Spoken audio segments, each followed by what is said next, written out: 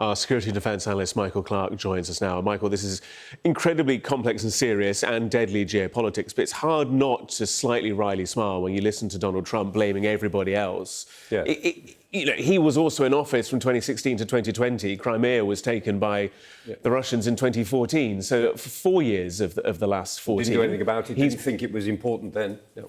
So there we are.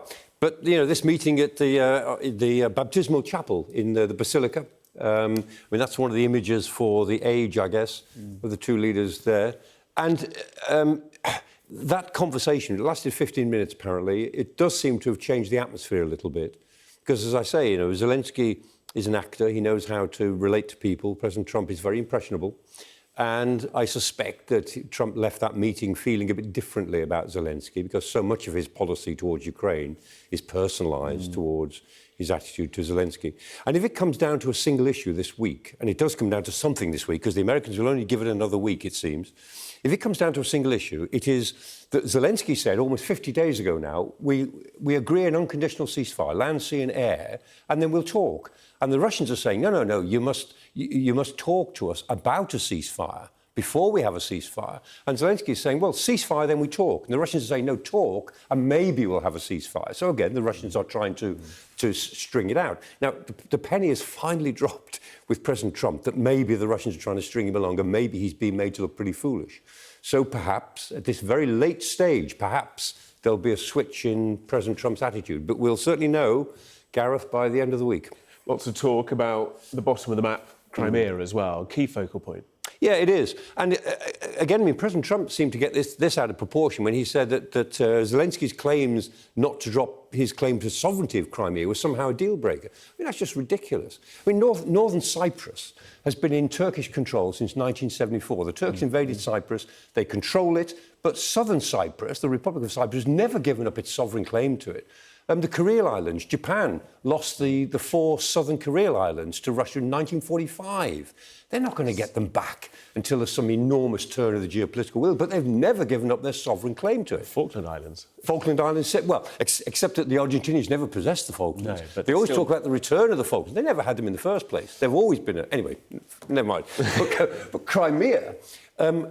in a sense, Crimea is the same situation. The Ukrainians know they will not get Crimea back until there's some big turn in the geopolitical wheel. And that might be 20 years, might be 50 years, might be 200 years. But they should not have to give up sovereign claim to it because if they do it for Crimea, then they've opened the door then to a slippery slope that they'll be encouraged to give up sovereign claims to Luhansk and Donetsk and all the other areas that the Russians have illegally occupied.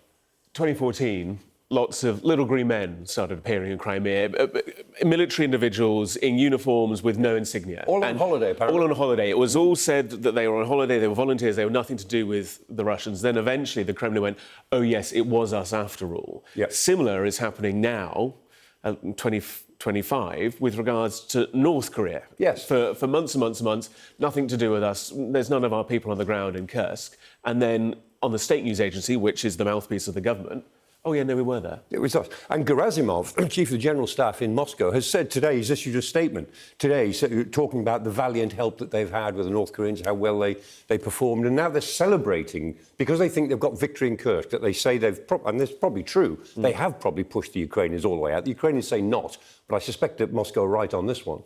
And so now they're celebrating it. And again, it's what they do. The Russians said when they were accused of bringing North Koreans, fake news, they said, using Donald Trump's famous phrase. It's fake news. The North Koreans were indignant that we should question them. And they said, this is typical propaganda, typical stereotyping of us. It's typical that you're trying to undermine us and smear us. They get really angry that you criticise them. And funny old thing, they were telling lies. And now they just switch from completely lying to suddenly telling the truth when it suits them, as if somehow the world won't notice.